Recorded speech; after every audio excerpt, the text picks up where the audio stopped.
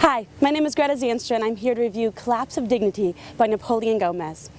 Several years ago, the world cheered as 33 Chilean miners were rescued after 2 months underground. But a few years before that, there were 63 miners trapped in a Mexican mine, and we heard almost nothing about it.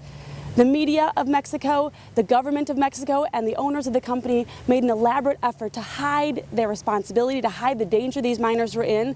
The only people who were making any effort to rescue them were the union, their own union, Los Mineros, were trying to rescue them, but they didn't have the money, they didn't have the tools. They were rescuing them with their bare hands, with rudimentary tools, with the headlamps they wore in their own everyday work. After several days, the company owners shut down completely, so they were no longer even allowed to attempt any rescue, and those 63 miners were trapped under there, and they still are. Their bodies were never rescued.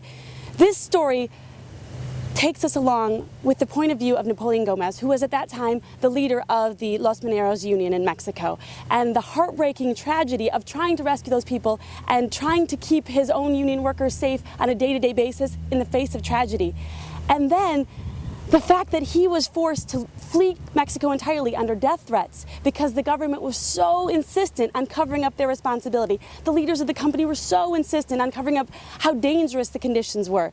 So Napoleon Gomez traveled to Canada and was going through legal proceedings to try to help the families of the miners for years and years and years. Even now, they're still fighting. This story really brings up the story The Jungle by Upton Sinclair, that power of unions, power of fighting for what you believe.